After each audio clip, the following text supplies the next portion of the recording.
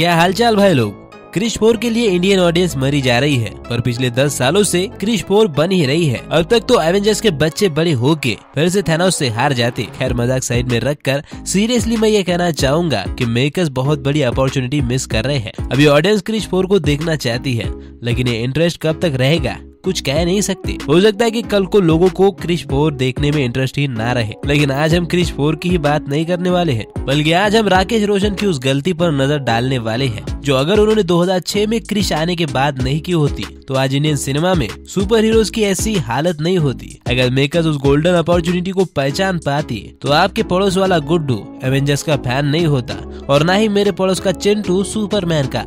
अबे क्या बोल रहा है? पिलियन बोल, पिलियन बोल। 2006 में रिलीज हुई क्रिश एक ट्रेंड सेटर थी, जिसने न सिर्फ इंडियन मेकर्स को सुपर हीरोज के जॉनरा में फिल्में बनाने के लिए मोटिवेट किया, बल्कि इंडियन ऑडियंस के दिलों में सुपर हीरोज के लिए प्यार भी बढ़ाया। कैन यू इमेजिन कि जब गलियों में बच्चे क्रिश का मास्क पहनकर घूमते थे, जिनमें से एक मैं भी था। उस समय पर इंडिया में कोई सुपर हीरो फिल्म बनी ही नहीं थी। हाँ सुपर हीरोज थे, मगर सीरियल में जैसे जूनियर जी, शक्तिमान या फिर कैप्टन ड्यूम, पर बड़े पर्दे पर हिट होने वाला क्रिश इंडिया का पहला सुपर हीरो था। यहाँ तक कि हॉलीवुड में भी बहुत गिनी चुनी फिल्में सुपर हीरोज पर बनी थी, जैसे सुपरमैन रिटर्न या फिर x man the last stand. और ऐसे समय पर क्रिश ने सिर्फ 40 करोड़ के बजट में 126 करोड़ कमाए थे। और सिर्फ बॉक्स ऑफिस की बात नहीं थी, इसके विजुअल इफेक्ट्स उस वक्त तो हॉलीवुड मूवीज को टक्कर देने लायक थे। और बड़े आगे आने वाली फिल्मों के लिए क्रिश के वीएफएक्स एक बेंचमार्क सेट कर चुके थे। 2003 में आई कोई मिल गया जैसी साइ-फाई फिल्म के ब्लॉकबस्टर बनने के बाद उसका सीक्वल एक ऐसे जॉनरा में बनाना जो उस फ्रेंचाइजी का पूरा चेहरा ही बदल कर रख सकता है, वाकई में एक यूनिक और बहुत ज्यादा रिस्की आइडिया था। मतलब तुम जरा सोच के देखो कि गोलमाल जैसी कॉमेडी फिल्म का सीक्वल एक रोमांटिक फिल्म हो, जिसमें कॉमेडी का बस तड़का लगाया गया हो, तो कितना रिस्की होगा। बस उतना ही रिस्की कोई मिल गया के बाद क्रिश बनाना था।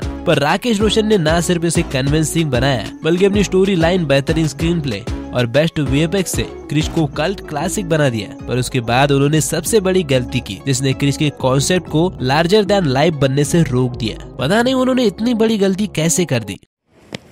जा पूछ क्या। देखो जब कोई मिल गया फिल्म ऑल टाइम ब्लॉकबस्टर बन गई थी, तो राकेश रोशन ने बिना टाइम गवाए क्रिश बना दी, जबकि वो अच्छी तरह से जानते थे कि इसमें बहुत रिस्क है। फिर भी सिर्फ 2 सालों में उन्होंने हमें सीक्वल दिया और इंडियन ऑडियंस इसके लिए बिल्कुल भी तैयार नहीं थी। लेकिन जब क्रिश ब्लॉकबस्टर हो गई और ऑडियंस दिल थाम के अगले इंस्टॉलमेंट का इंतजार कर रही थी, तो पता नहीं क्यों इन्होंने 7 साल का ब्रेक ले लिया। सच्चाई तो ये है कि राकेश रोशन कभी भी क्रिश का सीक्वल बना ही नहीं रहे थे, पर वो भी क्या करते। 2006 के लास्ट में आई धूम 2 के बाद ऋतिक रोशन ने फ्लॉप की लाइन लगा दी, Jodha Akbar average, lucky by chance flop. 2010 में आई काइट्स और गुजारिश सुपर फ्लॉप। और मैं श्योर हूँ कि तुम में से कुछ लोग तो इन फिल्मों के नाम भी नहीं जानते होंगे। फिर अपने बेटे का करियर बचाने के लिए राकेश रोशन ने क्रिश के सीक्वल की प्लानिंग की। 7 साल बाद पुरानी ऑडियंस क्रिश 3 में इतना इंटरेस्ट नहीं दिखा पाई जितना कि मेकर्स ने एक्सपेक्ट किया था। पर हम उस अफसोस की बात नहीं कर रहे हैं जो क्रिश 3 के बाद मेकर्स को हुआ, बल्कि हम उस अफसोस की बात कर रहे हैं जो मुझ जैसे सभी को हुआ, जो जानते थे कि मेकर्स ने कितना बड़ा मौका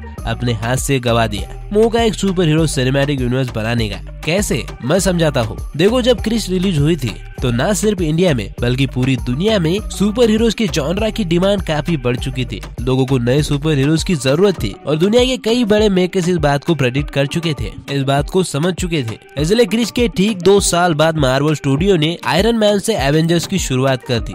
लेकिन उनसे पहले यही शुरुआत क्रिश के मेकर्स भी कर सकते थे, पर उन्होंने ये चांस गवा दिया। चलो सिनेमैटिक यूनिवर्स ना सही, पर क्रिश के सक्सेस को देखते हुए उसकी फ्रेंचाइजी को हर 2 साल में एक सीक्वल लाकर आगे तो बढ़ा ही सकते थे, पर इन्होंने वो भी चांस मिस कर दिया।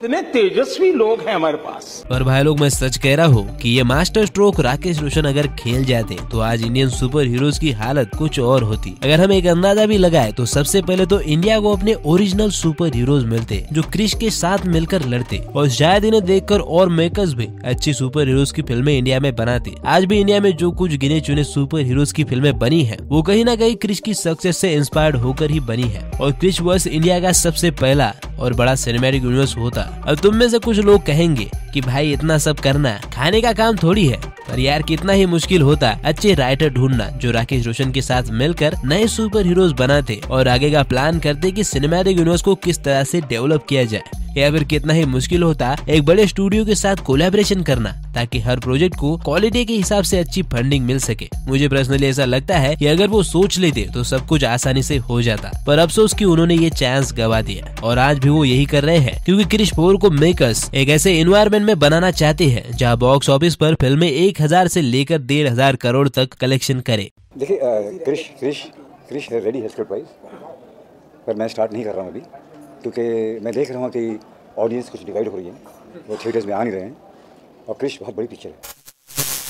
मैं उनसे पूछना चाहता हूँ कि इस बात की क्या गारंटी है कि जब तक क्रिश बनकर रिलीज पर आएगी बॉक्स ऑफिस के हालात ऐसे ही रहेंगे, और चलो बॉक्स ऑफिस के हालात ना भी बदले तो भी इस बात की क्या गारंटी है कि बॉक्स ऑफिस के हालात अच्छे होने से क्रिश 4 भी अच्छा ही कमाएगी। देखो यार, सिंपल सा फंडा है कि हालात चाहे जैसे भी हो आपको फिल्म अच्छी ही बनानी पड़ेगी। हाँ, कभी कभी चीजें बदल जाती है और गदर 2 जैसी फिल्में भी हिट हो जाती है, पर ऐसा हर बार नहीं होता। हमें आदि पुरुष को सामने रखकर अपनी फिल्मों की क्वालिटी पर ध्यान देना चाहिए क्योंकि अभी आदि पुरुष ही है जो अपने को इंस्पायर कर सकता है कि बुरी फिल्में कैसे ना बनाएं। खैर, मुद्दे की बात ये है कि एक सिनेमैटिक यूनिवर्स बनाने का मौका आप गवा चुके हैं, पर मैं ये कहना चाहूंगा कि अब इस फ्रेंचाइजी को तो ठीक से चला लो यार। इतने बड़े गैप मारोगे तो बॉक्स ऑफिस पर भी गैप ही मिलेगा। तो बेटा लोग, ये था इंडिया के उस महान सिनेमैटिक यूनिवर्स का इतिहास जो बनते बनते रह गया। मैं इसको लेकर जो सोचता हूँ वो तुमको बता चुका हूँ। अब तुम्हारी बारी है। क्रिश के सिनेमैटिक यूनिवर्स को लेकर तुम क्या सोचते हो मुझे कमेंट में जरूर बताना। साथ ही में अस्त्रवर्ष में अगर तुम्हें इंटरेस्ट है तो शिवा के पप्पा देव को लेकर यानी अस्त्रवर्ष के मेन विलन को लेकर मैंने एक इंटरेस्टिंग वीडियो बनाकर रखी है जो तुम्हें लेफ्ट साइड में मिल जाएगी। लेकिन जाने से पहले इस वीडियो को लाइक और शेयर जरूर करना, और हाँ, अगर तुम ऐसे ही वीडियो देखना चाहते हो तो चैनल को सब्सक्राइब भी जरूर करना। तो फिर मैं चलता हूँ, हम मिलेंगे अगली वीडियो में, तब तक आप फिल्में देखो।